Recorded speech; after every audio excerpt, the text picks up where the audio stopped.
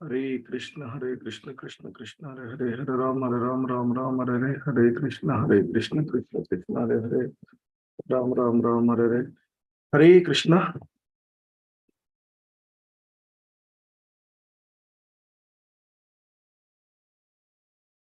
जय राधा माधवा कुंज विहारी, जय राधा माधवा कुंज विहारी, गोपी जन वल्लभा गिरिवरदारी, गोपी जन वल्लभा गिरिवरदारी, यशोदनंदना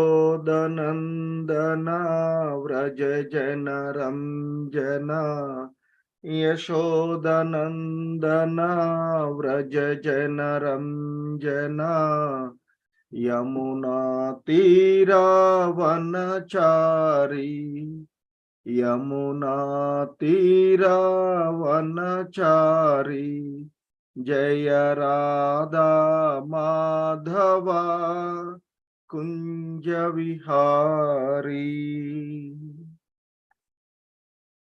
ओम नमो भगवते वासुदेवाय, ओम नमो भगवते वासुदेवाय,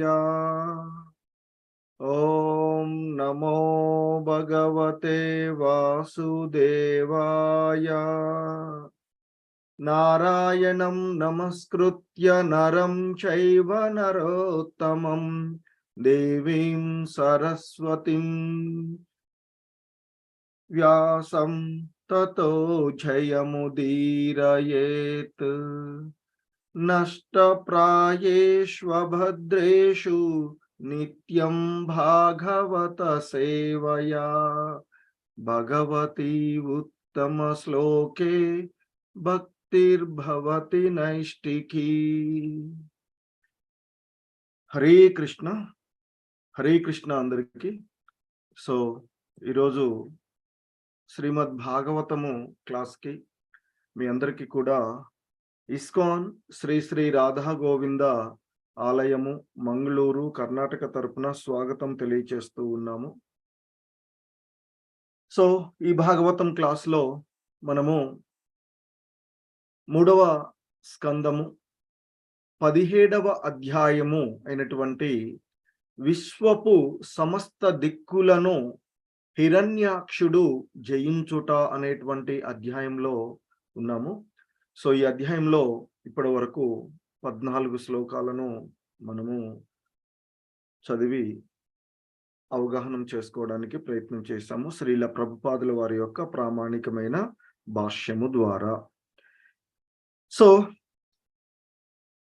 ఇక్కడ ఆ మైత్రేయుడు చెప్తూ ఉంటుంటాడు, ఆ ఉన్నతలోక వాసులగు దేవతలు అంధకారానికి కారణాన్ని తెలుసుకున్న తర్వాత, అంటే ఆ బ్రహ్మదేవుడు వివరించిన తర్వాత ఇక భయాలన్నీ తెలుసుకొని, అంటే భయాలన్నిటిని దూరం చేసుకొని, ఎందుకంటే అది ఆ భగవంతుని ఏర్పాటు ద్వారా జరిగిందని తెలుసుకొని వారి వారి స్థానాలకు వెళ్ళడము.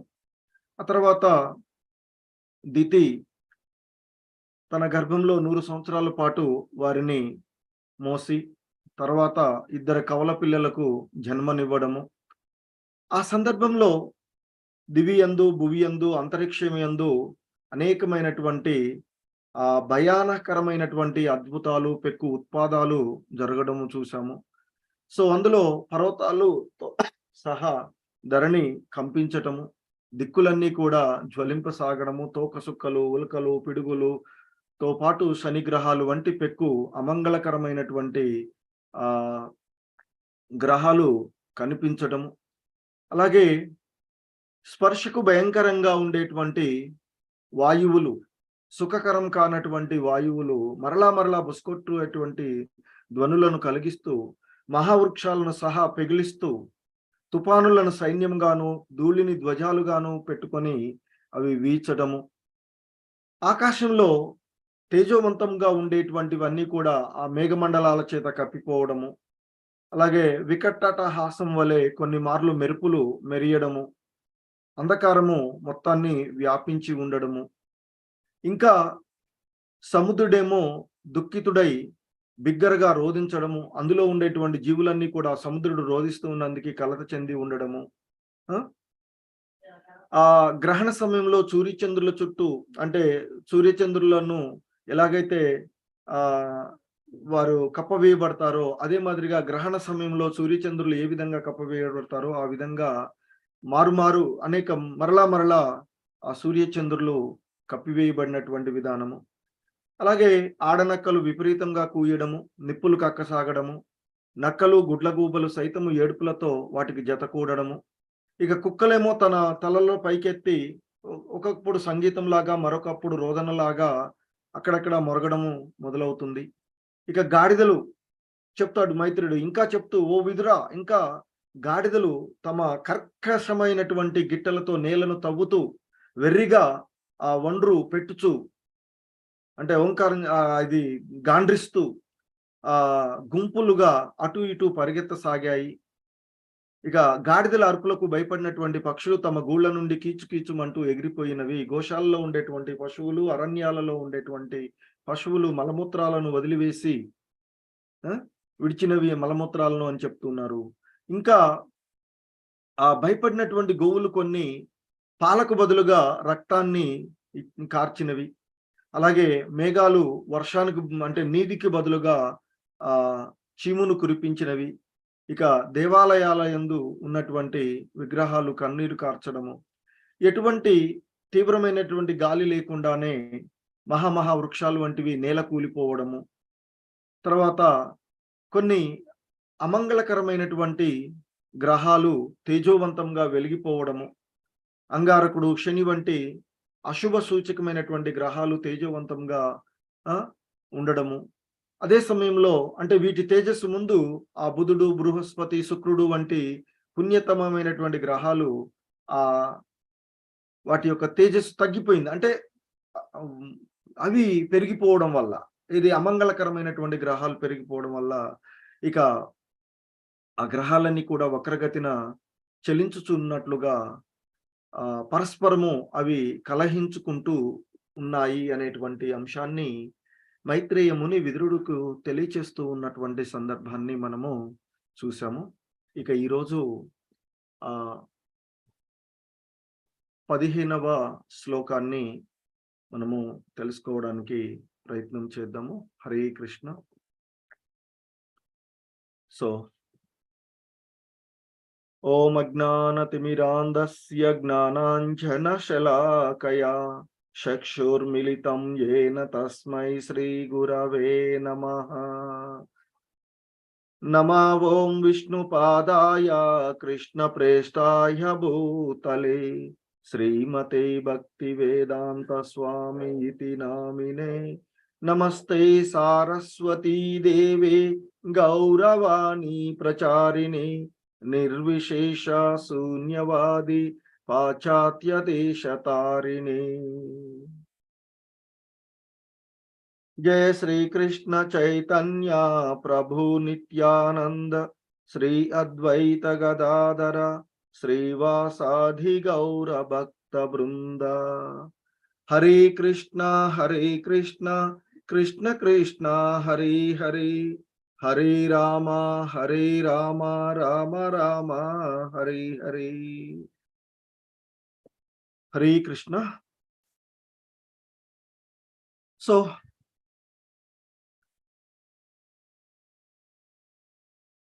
ఈ విధంగా ఇద్దరు అసురులు ఈ భౌతిక ప్రపంచంలోనికి రావడం వలన జరుగుతూ ఉన్నటువంటి, ప్రకృతిలో జరిగినటువంటి విపరీతాలు, కనిపిస్తూ ఉన్నటువంటి అశుభ శకునాలు, అమంగళకరమైనటువంటి శకునాలు, విపరీతమైనటువంటి విషయాలను ఇప్పటి వరకు మనము చూసినటువంటి అంశము. సో ఇక ఈరోజు ఈ 15వ శ్లోకాన్ని మనం చూసినట్లయితే, ఇంకా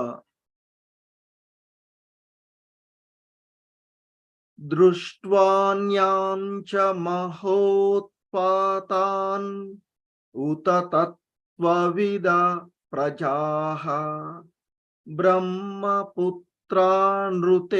భీత మేనిరే విశ్వసంప్లవం. సో ఇక్కడ ఇంకా చెప్తూ ఉన్నటువంటి అంశము. హరే కృష్ణ.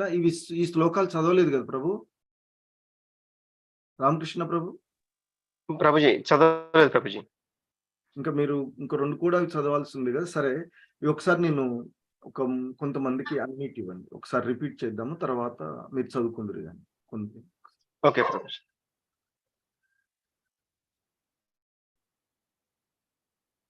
కొంతమందికి ఇవ్వండి. ఇచ్చాను ప్రభుజీ. హరే కృష్ణ. సో రిపీట్ చేయండి ఒకసారి, వీటిని చెప్తాం.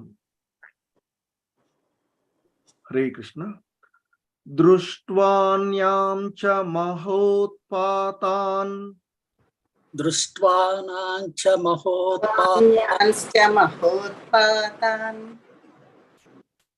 ఉత తత్వవిద ప్రజాః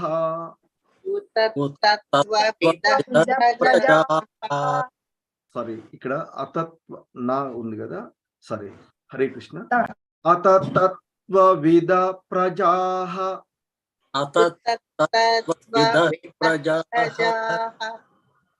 దృష్ట్వాన్యాం చ మహోత్పాతాన్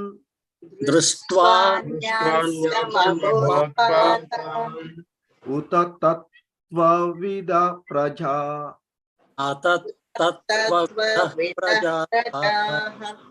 దృష్ట్వాన్యాం చ మహోత్పాతాన్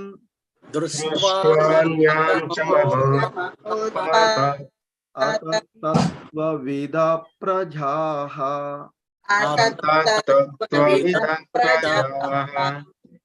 బ్రహ్మపుత్రానృతే భీతా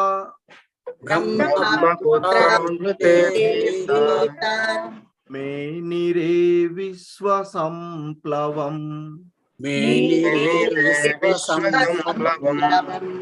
బ్రహ్మపుత్రానృతే భీతా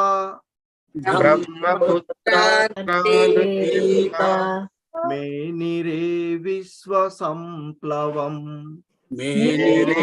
విశ్వసంప్లవం. బ్రహ్మపుత్రానృతే భీతా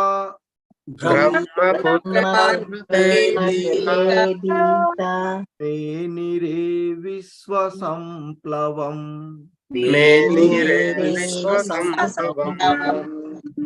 హరే కృష్ణ. దృష్ట్వాన్యాం చ మహోత్పాతాన్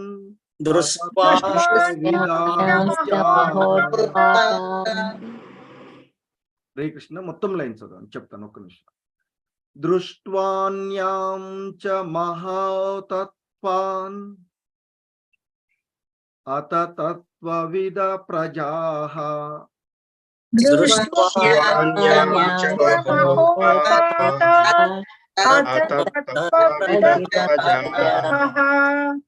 దృష్ట్వాన్యాం చ మహోత్పాతాన్ అత తత్వవిద ప్రజాః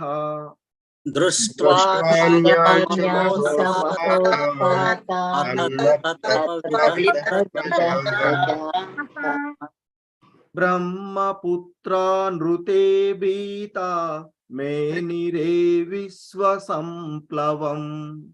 బ్రహ్మపుత్రానృతే భీతా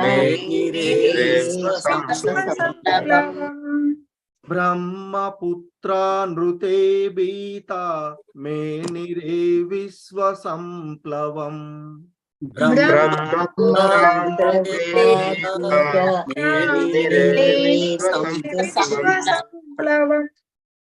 హరే కృష్ణ. ఒక్కళ్ళు చదవండి మాతాజీ. హరే కృష్ణ ప్రభుజీ. చదవండి. దృష్ట్వాన్యాం చ మహోత్పాతాన్ అతత్వవిద ప్రజాః బ్రహ్మపుత్రానృతే భీతా మేనిరే విశ్వసంప్లవం. హరే కృష్ణ. ధన్యవాదాలు మాత. సో అర్థాలు చూద్దాము ఈ శ్లోకం. హరే కృష్ణ. శ్రీల ప్రభుపాద్కి దృష్ట్వా దృష్ట్వా దృష్ట్వా గాంచి గాంచి అన్యాన్ అన్యాన్ ఇతరులు ఇతరులు చ చ మరియు మరియు మహా మహా మహా గొప్ప గొప్ప ఉత్పాతాన్ ఉత్పాతాన్ ఉత్పాతములను ఉత్పాతములను అత తత్వవిదః తత్వవిదః ఉత్పాతముల రహస్యము నెరుగక ఉత్పాతముల నెరుగక ప్రజాః ప్రజాః జనులు జనులు బ్రహ్మపుత్రాన్ బ్రహ్మపుత్రాన్ బ్రహ్మదేవుని తనయులు సనకాదులు బ్రహ్మదేవుని తనయులు సనకాదులు కాదులు ఋతే ఋతే తప్ప తప్ప భీతాః భీతాః భీతావహులై భీతావహులై మేనిరే మేనిరే తలచిరి తలచిరి విశ్వ సంప్లవం విశ్వసంప్లవం విశ్వ ప్రళయమును విశ్వప్రళయమును హరే కృష్ణ. శ్రీల ప్రపాద్ కీ జై. శ్రీల ప్రపాదులు వారి యొక్క భావము ఒకసారి చదువుతాను తర్వాత. ఆ ఉత్పాతములను గాంచి బ్రహ్మదేవుని నలుగురు తనయులు అంటే జయ విజయుల పతనమును మరియు దితి తనయులుగా వారి జన్మను ఎరిగిన వారు తప్ప ఎల్లరును బీతావహులైరి. ఆ విధంగా వారందరూ ఉత్పాతముల రహస్యమును ఎరుగక విశ్వ ప్రళయము సంభవించినదని భావించిరి. హరే కృష్ణ. ఒకళ్ళు చదవండి మాతాజీ, ఎవరైనా ఇంకొకళ్ళు ఇంతకుముందు శ్లోకం చదివిన వాళ్ళు కాకుండా వేరు. హరే కృష్ణ. సరళాదేవి మాతాజీ. కృష్ణ ప్రభుజీ. ఓం నమో భగవతే వాసుదేవాయ.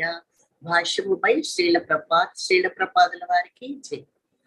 భావం చదవండి మాతాజీ. అనువాదం మాతాజీ. అనువాదం. ఆ ఉత్పాతములను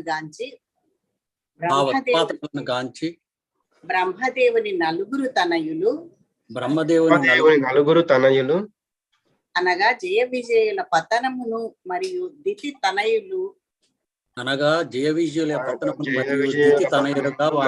తనయులుగా వారి జన్మము నెరిగిన వారు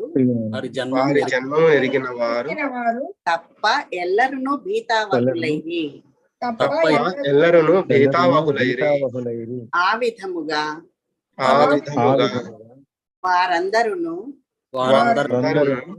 ఉత్పాతముల రహస్యము నెరుగక విశ్వ ప్రళయము సంభవించినదని భావించిరి. హరే కృష్ణ ప్రభుజీ. హరే కృష్ణ. ఓకే, హరే కృష్ణ. సో ఈ శ్రీల ప్రపాదుల వారి భావం ఇక్కడ ఈ శ్లోకానికి అని చెప్తున్నారు. దృష్ట్వాన్యాం చ మహోత్పాతాన్ అత తత్వవిద ప్రజాః బ్రహ్మపుత్రాన్ ఋతే భీతా మేనిరే విశ్వ సంప్లవం. సో అక్కడ జరిగింది ఇప్పటి వరకు మనము చెప్పుకున్నటువంటి అంటే విన్నటువంటిది ఏదైతే ఉందో చూసినటువంటి అంశాలు, ఈ ఉత్పాతాలన్నీ గాంచి అంటే జరుగుతూ ఉన్నటువంటి ఈ విశ్వంలో జరుగుతూ ఉన్నటువంటి ఈ ఉత్పాతములను గాంచి ఆ బ్రహ్మదేవుని యొక్క నలుగురు తనయులు అంటే సనకుడు, సనందనుడు, సనాతనుడు, సనత్ కుమారులు అనేటువంటి ఆ నలుగురు. ఎందుకు అంటే అలాగే ఇంకా ఎందుకు అంటే ఇక్కడ జయ విజయుల పతనము వారికి తెలిసింది. ఎందుకంటే నేరుగా అక్కడ ఉన్నటువంటి వారు వారితో జరిగినటువంటి సంఘటన వల్ల జయ విజయుల పతనము, అలాగే దితి తనయులుగా వారు జన్మను పొందుతూ ఉన్నారు అనేటువంటి అసురులుగా వారు జన్మ పొందుతూ ఉన్నటువంటి ఈ విషయాన్ని తెలిసినటువంటి వారు. అంటే కొంతమంది దేవతలు బ్రహ్మదేవుడి దగ్గరికి వెళ్ళారు కదా, ఇక్కడ మనం అర్థం చేసుకోవాల్సింది సో ఆ బ్రహ్మదేవుడి దగ్గరికి వెళ్ళినటువంటి కొంతమంది ఆ దేవతలు. సో కాబట్టి ఈ విషయాలు తెలుసుకున్నటువంటి బ్రహ్మ ద్వారా తెలుసుకున్నటువంటి కొంతమంది ఆ దేవతలు, తర్వాత ఆ బ్రహ్మదేవుడి యొక్క నలుగురు తనయులు. ఎందుకంటే నేరుగా అక్కడ ప్రత్యక్షంగా చూసినటువంటి వారు. మిగిలిన వారెవరు అంటే పరోక్షంగా బ్రహ్మ ద్వారా విన్నటువంటి వారు.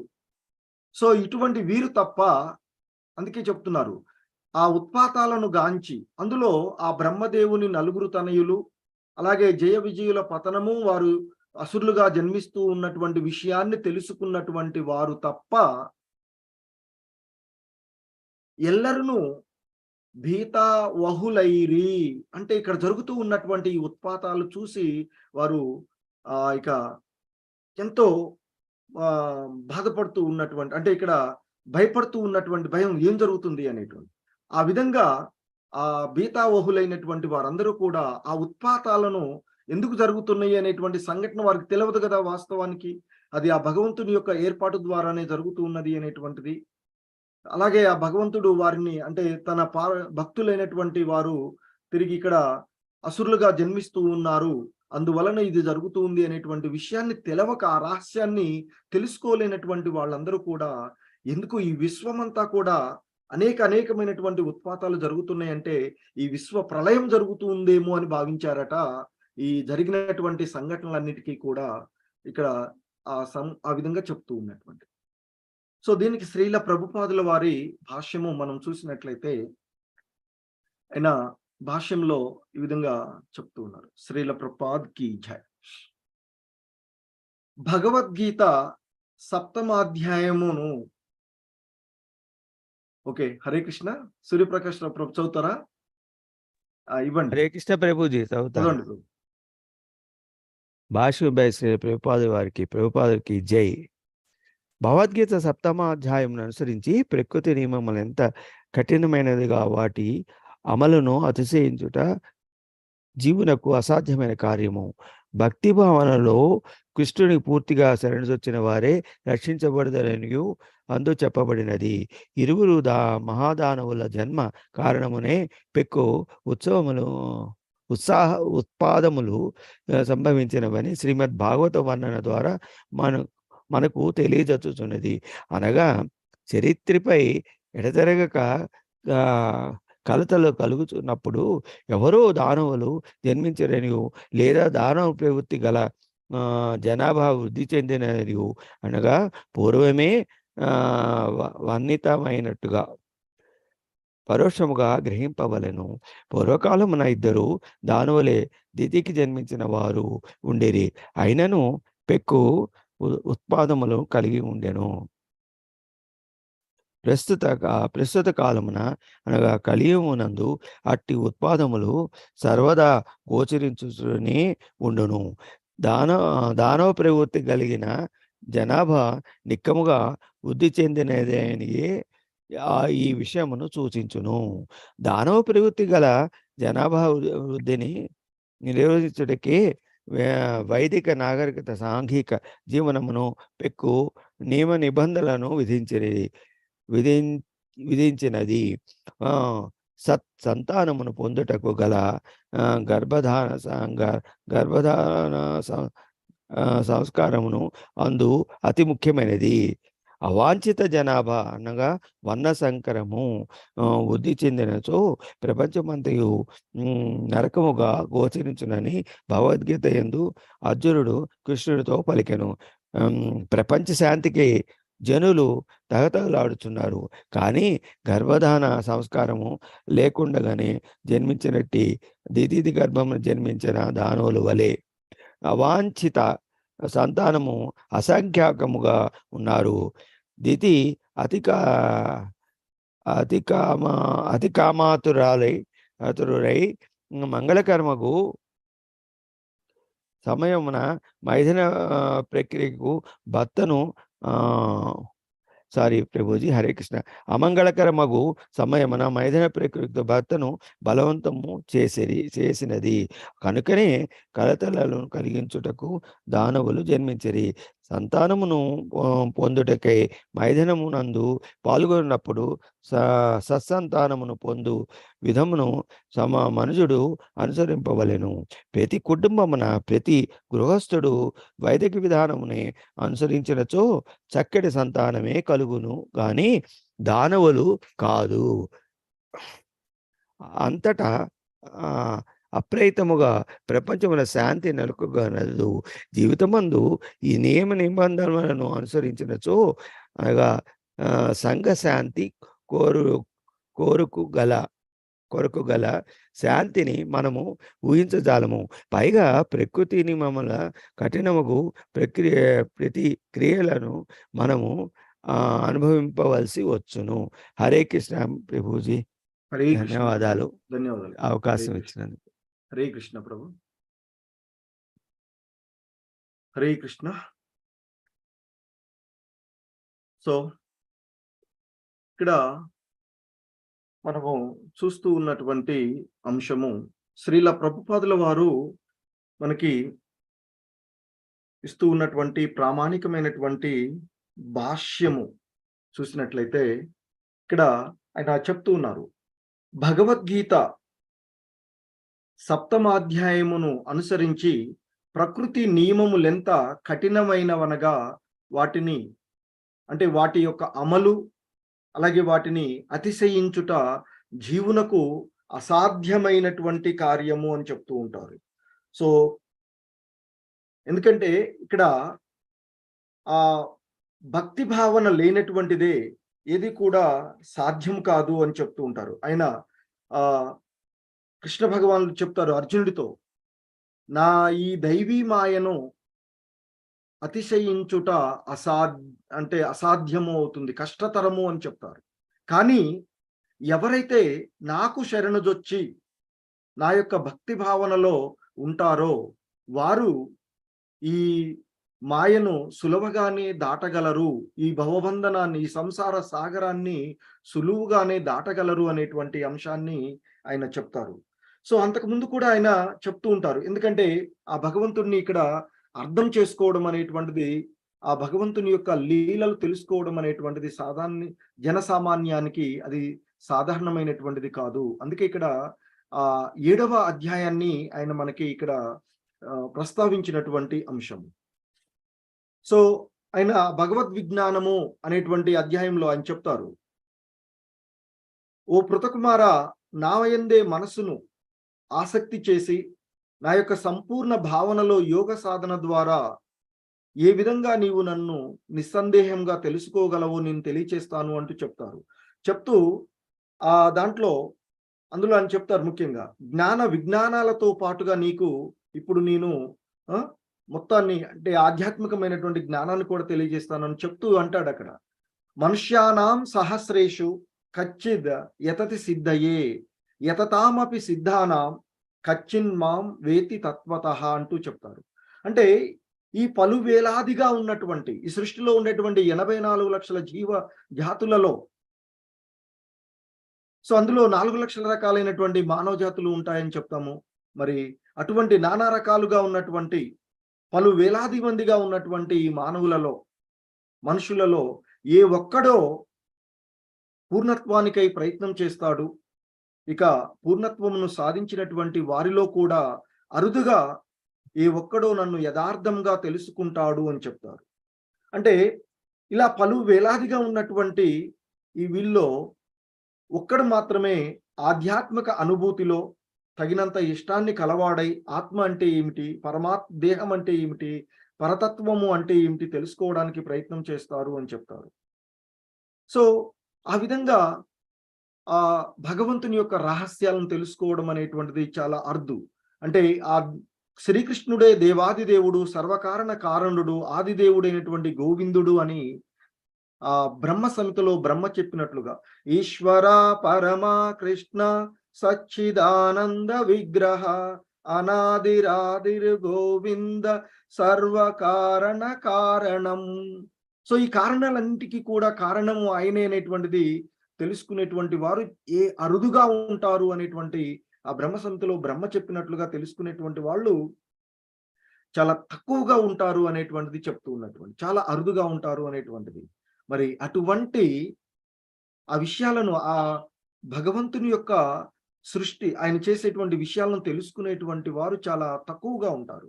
అందుకే ఇక్కడ మరి ఆ భగవంతుడు విధించేటువంటి ఆ ప్రకృతి నియమాలు ఎంతో కఠినమైనవిగా ఉంటాయి. ఎవడు కూడా వాటిని అతిశయించడం అనేటువంటిది అసాధ్యమైనటువంటి కార్యము. ఇదే విషయాన్ని బ్రహ్మ దేవతలతో చెప్పాడు. సో ఈ విషయాన్ని మీరు కానీ నేను కానీ పరిష్కరించలేనటువంటిది. ఆ భగవంతుడు, ఆ నారాయణుడి ప్లాన్ ఆ విధంగా ఉంది, అంటే ఆయన కోరిక ఆ విధంగా ఉంది కనుక మరలా ఆయన మాత్రమే దానిని ఈ ఉత్పాతముల నుండి మనల్ని బయటపడవేయగలడు. సో కాబట్టి మీరు ఇక అంటే మీ యొక్క స్థానాలకు వెళ్ళి ఉండండి అంటే వాళ్ళు వెళ్ళి తిరిగి వెళ్ళడం జరిగినటువంటి అంశం. సో కాబట్టి ఇక్కడ ఆ భగవంతుని యొక్క ఆయన విధించినటువంటి ప్రకృతి నియమాలను అధిగమించడము అనేటువంటిది ఎవరికి అసాధ్యమైనటువంటి కార్యమే అని చెప్తున్నారు. కానీ భక్తి భావనలో ఆ భగవంతుడికి పూర్తిగా శరణాగతి అయినటువంటి వారు ఆ భగవంతుని ద్వారా రక్షింపబడుదురు అని చెప్తూ ఉంటారు. ఆయన చెప్తారు మనకి ఈ అధ్యాయంలోనే, నా యొక్క ఈ దైవీ మాయను దాటడం అనేటువంటి, అధిగమించడం అనేటువంటిది సామాన్య జనులకు సాధ్యము కాదు. కానీ ఎవరైతే నన్ను శరణజొచ్చి నా యొక్క భక్తి భావనలో ఉంటారో వారు ఈ బంధనాల నుండి సులువుగా దాటగలుగుతారు అని చెప్తారు. సో అదే విషయాన్ని ఇక్కడ చెప్తున్నారు. ఆ ఇరువురు మహాదానవులు జన్మ కారణంగానే పెక్కు ఉత్పాతములు సంభవించినవని ఈ శ్రీమద్ భాగవతంలో వర్ణన ద్వారా మనకి తెలుస్తూ ఉన్నది అంటూ శ్రీల ప్రభుపాదులు వారు చెప్తున్నారు. అంటే ఏంటి మరి ఇక్కడ జరుగుతూ ఉన్నటువంటి సంఘటనలు అంటే, ధరిత్రి పైన ఇప్పటి వరకు మనం చూసినటువంటి ఎడతెగకుండా కలుగుతూ ఉన్నటువంటి కలతలు కలగడం, ఎవరో ఆ దానవులు ఉన్నటువంటి, హరే కృష్ణ, ఈ విధంగా జరుగుతూ ఉన్నటువంటి సంఘటనలన్నీ కూడా ఎవరో దానవులు జన్మించిరని, లేదా ఆ దానవ ప్రవృత్తి కలిగినటువంటి జనాభా వృద్ధి అయినదని మనము పరోక్షంగా గ్రహించవలను. అదే విషయాన్ని ఇక్కడ చెప్తూ ఉన్నటువంటిది అని చెప్తున్నారు. అంతకు ముందు కూడా ఇది వివరించినట్లుగా పూర్వకాలమున ఇద్దరు దానవులే, అంటే దితికి జన్మించినటువంటి ఆ హిరణ్యాక్షు మరియు హిరణ్యకశిపులు. సో వారిద్దరే ఉన్నారు అని చెప్తున్నారు ఇక్కడ. పూర్వకాలంలో ఇద్దరు దానవులే ఉండిరి, అయినా పెక్కు ఉత్పాతములు కలిగి ఉండెను. సో ఇక్కడ మనకి శ్రీల ప్రభుపాదులు వారు చెప్తూ ఉన్నదంటే ఏంటంటే, ఇక్కడ ఆ సమయంలో ఆ ఇద్దరు దానవులు ఈ ధరణిపైకి వస్తూ ఉన్నటువంటి సందర్భంలో ఎన్ని ఉత్పాతములు జరిగాయో అవన్నీ కూడా మైత్రేయుడు విదురునికి చెప్తున్నటువంటి అంశాలను మనం ఇక్కడ చూసాం. అందుకే శ్రీల ప్రభుపాదులు అంటున్నారు, ఒక ఇద్దరు దానవులే వచ్చినప్పుడు, దితి గర్భం నుండి వాళ్ళు జన్మ తీసుకున్నప్పుడు ఇన్ని పెక్కు ఉత్పాతాలు కలిగినాయి.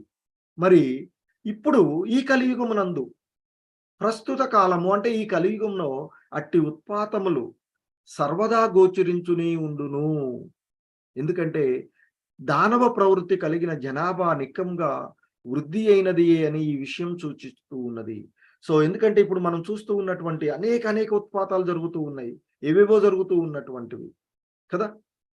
సో మరి ఇటువంటి ఈ ఉత్పాతాలన్నీ జరగడానికి కారణము ఇప్పుడు ఈ కలియుగంలో దానవ ప్రవృత్తి కలిగినటువంటి జనాభా అధికంగా ఉండడమే దీనికి కారణము అని శ్రీల ప్రభుపాదుల వారు మనకి సూచిస్తూ ఉన్నటువంటి ఒక అంశం, ముఖ్యమైనటువంటి అంశం. సో ఇప్పుడు ఇలా జరుగుతూ ఉన్నటువంటివి, సరైన సమయాలలో వర్షాలు రాకపోవడము, వచ్చినటువంటివి అతిగా రావడము, సో వివిధ రకాలైనటువంటివి, అలాగే సమాజంలో ఈ మానవులు ప్రవర్తించేటువంటి ప్రవర్తనలు, ప్రకృతిలో కలుగుతూ ఉన్నటువంటి డిజాస్టర్స్, ఇవన్నీ కూడాను ఇప్పుడు ఈ దానవ ప్రవృత్తి కలిగినటువంటి జనాభా అధికమై ఉండడమే దీనికి కారణము అని చెప్తూ ఉన్నారు.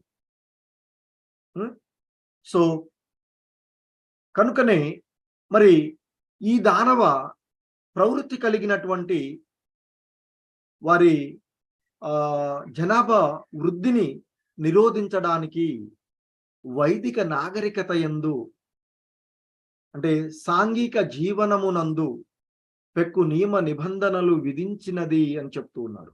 సో అందుకే శాస్త్రాల్లో కొన్ని నియమాలు నిబంధనలు మనకి సూచించినటువంటివి. సో ఎందుకంటే ఈ దానవ ప్రవృత్తి నుంచి కొంతన్నా మరల్చడానికి సో నియమ నిబంధనల వల్ల ఆ నియమాలు పెట్టుకోవడం వల్ల ఇటువంటి దానవ ప్రవృత్తి కలిగినటువంటి వారి సంఖ్య పెరగకుండా ఉండడము, సో వారి ఆ దానవ ప్రవృత్తి నుంచి వారు బయటపడే విధంగా కొన్ని మనకి శాస్త్రాల్లో సూచించినట్టుగా సంకీర్తన యజ్ఞము, భగవంతుని నామస్మరణ చేసుకోవడము, తద్వారా ఈ దానవ ప్రవృత్తి కలిగినటువంటి జనాభా సంఖ్య తగ్గించుకునేటువంటి సో దానవ ప్రవృత్తిని వదిలివేసి దైవ ప్రవృత్తిని పెంచుకునే విధంగా మనకి అవకాశాలు కలగజేస్తూ ఉన్నటువంటిది ఇక్కడ. సో అందుకే చెప్తున్నారు ఈ సాంఘిక జీవనమునందు ఆ వైదిక నాగరికతలో మనకి కొన్ని నియమాలు పెట్టబడినవి అని చెప్తున్నారు. సో సత్సంతానాన్ని పొందడానికి మనకి గర్భధారణ సంస్కారము అందు అతి ముఖ్యమైనది అని ఇంతకుముందు కూడా శ్రీల ప్రభుపాదులు వారు చెప్పారు. ఈ గర్భధారణ సంస్కారం యొక్క అంటే దాని యొక్క ప్రాముఖ్యతను ఇంతకుముందు కూడా శ్రీల ప్రభుపాదుల వారు మనకి ప్రస్తావించినటువంటి అంశం. మంచి సంతానం అంటే వచ్చేటువంటి ఈ జీవులు మానవులు సత్ప్రవర్తన కలిగినటువంటి వారుగా వృద్ధి చెందాలి అంటే వారు ఆ గర్భంలో వచ్చేటువంటి సందర్భంలోనే సరైనటువంటి నియమాలను పాటించాలి, సరైనటువంటి వాతావరణాన్ని కల్పించాలి అనేటువంటిది ఈ మనకి వైదిక నాగరికతలో మనకి ఇవ్వబడినటువంటి అంశాన్ని గుర్తు చేస్తూ ఉన్నారు. సో అందుకే దాన సంస్కారం చాలా అతి ముఖ్యమైనది అని చెప్తున్నారు. అవాంఛిత జనాభా అంటే సాధారణంగా వర్ణ సంకరం ద్వారా వృద్ధి అయినచో ప్రపంచమంతయు నరకంగా గోచరించునని భగవద్గీత యందు అర్జునుడు కృష్ణుడితో పలికినటువంటి విషయాన్ని కూడా ఇక్కడ శ్రీల ప్రభుపాదుల వారు మనకి గుర్తు చేస్తూ ఉన్నారు. సో ఎందుకంటే అర్జునుడు చెప్తాడు ముందుగా అక్కడ వచ్చేసి యుద్ధం చేయడానికి తాను ఎవరెవరితో యుద్ధం చేయవలసి ఉందో చూస్తాను కృష్ణ అంటూ తన రథాన్ని ఇరు సైన్యాల మధ్యలో ఉంచమని అడుగుతాడు. ఆ ఇరు సైన్యాల మధ్యలో ఉంచిన తర్వాత అక్కడ ఉన్నటువంటి వారందరూ కూడా చూసి బంధుమిత్రులను గురువులను చూసిన తర్వాత వీరందరినీ చంపుకున్నట్లయితే మరి ఈ సరైనటువంటి సాంప్రదాయాల్లో నడిపేటువంటి వారు, సరైనటువంటి నిబంధనలను ఇచ్చేటువంటి వారందరూ కూడా ఈ యుద్ధంలో మరణించినట్లయితే ఇక వారు కుటుంబ సాంప్రదాయాలను సరైనటువంటి క్రమంలో నడిపేవారు లేరు ఉంటుంది అని చెప్తారు. చెప్పి ఆయన అంటారు, ఓ జనార్దన, లోభము ఆవరించి హృదయంతో వీరందరూ కూడా కుల సంహారంలో గాని బంధుమిత్రులతో కలహించుకోవడం గాని దోషం చూడలేకుండా ఉన్నారు. వంశనాశనంలో దోషం చూడగలిగినటువంటి మనమైన ఈ పాపకార్యాన్ని ఎందుకు ఆపకూడదు అంటూ చెప్తారు. అలాగే ఆయన అంటాడు, కుల క్షయం వలన శాశ్వతమైనటువంటి వంశాచారాలు నశించిపోతాయి, ఆ విధంగా వంశంలో మిగిలిన వాళ్ళు అధర్ములవుతూ ఉంటారు అని ఆయన. అలాగే అవాంఛిత జనాభా వృద్ధి చెందినట్లయితే వంశానికి ఆ వంశ ఆచారానికి నష్టపరిచిన వారికి నరకము కలిగిస్తుంది అని చెప్తారు. అలాగే పిండోదక క్రియలు పూర్తిగా ఆపివేయబడిన కారణంగా అట్టి అధర్మ వంశాలకు చెందినటువంటి పితరులు పతనం చెందుతూ ఉంటారు అని ఆయన భగవద్గీత యందు తెలిసినటువంటి విషయాన్ని ఇక్కడ మనకి గుర్తు చేస్తూ ఉన్నటువంటిది. సో కాబట్టి మానవుల జనాభా వృద్ధి చెందేటువంటి విధానంలో ఒక సరైనటువంటి సాంప్రదాయాన్ని పాటించాలి, అవాంఛిత జనాభా వృద్ధి చెందకూడదు అనేటువంటిది ఇక్కడ శ్రీల ప్రభుపాదుల వారి యొక్క ఉద్దేశం. ఆ అవాంఛితమైనటువంటి జనాభా వృద్ధి చెందినట్లయితే, అంటే సరైనటువంటి ప్రశాంతత లేకుండా క్రోధాలు, ఇక్కడ దితి తన భర్తను గర్భధానం కావించమని అడిగినటువంటి సమయము సరైనటువంటిది కాదు. శివుడు ఎంతో క్రోధంతో ఉండేటువంటి, గీకరాలు చేస్తూ ఉండేటువంటి సందర్భం. మరి ఆ సమయంలో దితి తనకు పుత్రులు కావాలి, పుత్రవాంఛ ఉన్నది అని తన భర్తని అడగడము, తద్వారా ఇక్కడ జరిగినటువంటి విషయాన్ని మనం తెలుసుకోవాల్సినటువంటి అంశాన్ని గుర్తు చేస్తూ ఉన్నారు శ్రీల ప్రభుపాదులు. సో కాబట్టి మరి ఇలాంటి అవాంఛితమైనటువంటి సంతానము, అంటే సరైనటువంటి గర్భధారణ జరగనటువంటి సమయంలో వృద్ధి చెందినటువంటి ఇద్దరు దానవులు వచ్చినప్పుడే ఈ విధంగా జరుగుతూ ఉన్నట్లయితే, మరి ఇప్పుడు ఉన్నటువంటి సందర్భాలలో ఒక సరైనటువంటి పద్ధతి పాటించకుండా ఈ కలియుగంలో జరుగుతూ ఉన్నటువంటి వీటిలో మనకి చెప్తున్నారు. కాబట్టి ప్రపంచ శాంతికై జనులు తహతాలాడుచున్నారు, కానీ మరి అసలు విషయాన్ని వదిలేశారు. సో పైనటువంటి ఉండేటువంటి వాటి గురించి ఆలోచిస్తున్నాం తప్ప అసలు మూలాలు ఎదుకటలేదు అనేటువంటి విషయాన్ని ఇక్కడ గుర్తు చేస్తూ ఉన్నారు శ్రీల ప్రభుపాదుల వారు. ప్రపంచ శాంతికై జనులు తహతలాడుతూ ఉన్నారు, కానీ గర్భధాన సంస్కారము లేకుండానే జన్మించినట్టి అవాంఛిత సంతానము అసంఖ్యంగానున్నారు. ఎలాగైతే దితి గర్భమున జన్మించినటువంటి ఈ దానవుల వలనే ఇప్పుడున్నటువంటి ప్రవృత్తి చెప్తూ ఉన్నటువంటి దితి అతి కామాతురాయై అమంగళకరమైనటువంటి సమయమున, సో చెప్పుకున్నాం సరైనటువంటి సమయం కానటువంటి శివుడు ఘీకారాలు చేస్తూ తిరుగుతూ ఉండేటువంటి ఒక ఎర్రని కళ్ళతో రుద్రుడై తిరుగుతూ ఉన్నటువంటి సమయంలో ఆమె మైథున క్రియకు తన భర్తను బలవంతం చేసినది. అంటే సరైనటువంటి సమయం కాదు అని చెప్తున్నారు. సో కాబట్టి కలతలు కలిగించేటువంటి విధంగా, ఎందుకంటే ఆ సందర్భంలో జీవుల యొక్క మనసులో ఇవన్నీ కూడా కలతలతో నుండేటువంటి, సో కాబట్టి ఆ కలతలను కలిగించేటువంటి దానవులుగా వీరిద్దరూ జన్మించారు. అందుకే చెప్తున్నారు, సంతానమును పొందుటకై మైథునం నందు పాల్గొనున్నప్పుడు సత్సంతానము పొందు విధమును మనుజుడు అనుసరించవలెను. సో ఇంత ప్రశాంతంగా ఉండేటువంటి సమయాలు, ప్రశాంతంగా ఉండేటువంటిది వాతావరణంలోనే సంతానాన్ని వృద్ధి చెందించుకోవడానికి ఉండేటువంటి మైథున క్రియలు ఉండాలి అనేటువంటిది ఇక్కడ చెప్తున్నటువంటి అంశం. సో ప్రతి కుటుంబమున ప్రతి గృహస్థుడు వైదిక విధానముని అనుసరించినచో చక్కని సంతానమే కలుగుతుంది, కానీ దానవులు కాదు అని చెప్తున్నారు. సో కాబట్టి ఈ కృష్ణ చైతన్య ఉద్యమాన్ని, ఆ కృష్ణ భక్తి భావనను పెంపొందించుకొని భక్తి భావనలో ఉండినటువంటి మానవులు ఆ విధమైనటువంటి భావనతో ఉన్నటువంటి వారు సో మంచి సంతానాన్ని కోరుకున్నప్పుడు ఆ విధమైనటువంటి కృష్ణ భక్తి భావనలో ఉండేటువంటి సంతానమే, అంటే సత్సంతానమే కలుగుతుంది అని చెప్తారు.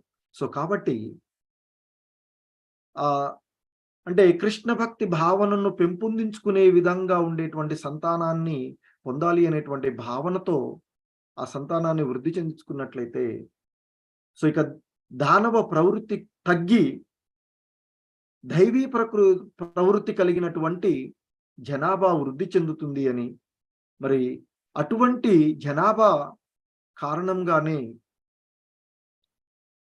ప్రపంచమంతటా అప్రయత్నంగానే, ఇంకా వేరే విధంగా బాహ్యంగా ఏం చేయవలసినటువంటిది, అసలు మూలంలోనే సరైనటువంటి విధానాన్ని పాటించినట్లయితే బాహ్యంగా చేయవలసినటువంటి అవసరమే ఉండదు అని చెప్తున్నారు. కాబట్టి అప్రయత్నంగానే, మనం ఏం ప్రయత్నం చేయకుండానే, అంటే ఆ భగవంతుని అనుగ్రహం ద్వారా, ఎందుకంటే ఆ విధంగానే ఉద్దేశంతోనే చేస్తూ ఉంటాం కాబట్టి ఆ భగవంతుని అనుగ్రహంతో అప్రయత్నంగానే ప్రపంచమంతా శాంతి నెలకొనగలుగుతుంది అంటూ శ్రీల ప్రభుపాదుల వారు మనకి భాష్యంలో తెలియజేస్తూ ఉన్నటువంటి అంశం. అదేవిధంగా జీవితమునందు నియమ నిబంధనలను అనుసరించనిచో శాంతిని మనము ఊహింపజాలము. ఒక సరైనటువంటి నియమాలు నిబంధనలు అంటూ లేకపోయినట్లయితే ఈ ప్రపంచంలో మనము ఆ శాంతిని మనము పొందజాలము. ఎందుకంటే నియమ నిబంధనలను పాటించినటువంటి వాడు, మనకు భగవద్గీతలో కూడా చెప్పబడినటువంటి అంశము. సో 16వ అధ్యాయంలో దైవీ అసుర స్వభావముల గురించి చెప్పినప్పుడు ఆయన చెప్తారు అర్జునుడితో, ఓ అర్జున, శాస్త్ర విధి విధానాలను 4వ అధ్యాయంలో వస్తుంది, 9వ అధ్యాయంలో, 16వ అధ్యాయంలో కూడా చెప్పబడినటువంటి అంశాలు. శాస్త్ర విధి విధానాలను ఖచ్చితంగా పాటించేటువంటి వారు దైవీ స్వభావులు అని చెప్తారు. ఎవరైతే శాస్త్ర విధి విధానాలను పాటించరో వారు అసురులు అని భగవద్గీత యందు భగవంతుడు ప్రకటించి ఉన్నారు. కాబట్టి మన జీవన విధానంలో శాస్త్ర విధి విధానాలను పాటిస్తూ ఉన్నట్లయితే ప్రపంచ శాంతి అప్రయత్నంగానే సాధ్యమవుతుంది, నెలకొంటుంది అని చెప్తున్నారు. అలా కాకుండా ఆయన చెప్తారు, శాస్త్ర నియమాలను పాటించకుండా తన ఇష్టానుసారంగా ఎవడైతే ప్రవర్తిస్తూ ఉంటారో వారు అసురులు అని చెప్పబడతారు అర్జున అని చెప్పారు. కాబట్టి ఆ విధి విధానాలను పాటించకుండా, నియమాలను అనుసరించకుండా ఉన్నట్లయితే మనము శాంతిని ఊహింపజాలము అని చెప్తున్నారు. ఎందుకంటే అసుర భావాలు కలిగినటువంటి జనాభా వృద్ధియే ఎక్కువగా జరుగుతూ ఉంటుంది. అంతేకాకుండా మరి ఈ అసుర భావాలు వృద్ధి చెందినప్పుడు ప్రకృతి నియమములను ఆ కఠినమగు ప్రతిక్రియలను మనము అనుభవించవలసి వస్తుంది. అందుకే కదా ఇప్పుడు మనం అనుభవిస్తూ ఉన్నటువంటి అన్ని కూడా ప్రతి ఒక్కళ్ళకి చూస్తూ ఉన్నాం. ఈ జనాభాలో వివిధ రకాలైనటువంటి రోగాలు చూస్తూ ఉన్నాం. డయాబెటిక్, ప్రతి వాళ్ళు దాదాపుగా ప్రతి ఇంట్లోనూ కూడా ఇప్పుడు డయాబెటిక్ లేనటువంటిది, ప్రతి 4-5 ఇళ్లలో క్యాన్సర్ లేనటువంటి పరిస్థితి. సో మరి ఇటువంటి పరిస్థితులన్నిటినీ కూడా ప్రకృతి నియమాలకు మనము విరుద్ధంగా చేస్తూ ఉన్నటువంటి ఫలితమే అనేటువంటి విషయాన్ని శ్రీల ప్రభుపాదుల వారు ఇక్కడ మనకి తెలియచేస్తూ ఉన్నటువంటి అంశము. సో కాబట్టి ప్రకృతి నియమాలను పాటిస్తూ, అంటే ఆ భగవంతుడు ఇచ్చినటువంటి నియమాలను పాటిస్తూ మనము ఈ ప్రపంచ శాంతిని పొందవచ్చు అని చెప్తున్నారు. సో అందుకే మనకి చైతన్య మహాప్రభువుల వారు చెప్తారు, ఈ మానవులను ఉద్దేశించి, హరే కృష్ణ అనేటువంటి నీ నామం పట్ల నాకు ఇంకా ఆసక్తి కలగడం లేదు, ఇష్టం కలగడం లేదు, ఎంత దురదృష్టవంతుణ్ణి నేను అంటూ ఆయన చెప్తూ ఉంటుంటారు భక్తులు. సో కాబట్టి చెప్తూ ఆయన శిక్షాష్టంలో మనకు చెప్తారు, నామ్నా మకారి బహుదా నిజ సర్వశక్తి అంటూ చెప్పినటువంటి దాంట్లో ఆయన నామము ఆయన వేరు కాదు. సో ఆయన ఎంత శక్తివంతుడో ఆయన నామం కూడా అంతే శక్తివంతుడు. ఆయన అనేకమైనటువంటి నామాలను కలిగి ఉన్నారు. అందులో కృష్ణ నామము ఎంతో శక్తివంతమైనటువంటిది. సో ఆ కృష్ణ నామము ఆయన వేరు కాదు అనేటువంటి అంశాన్ని చెప్తారు. సో ఆ విధంగా ఆయన మనకి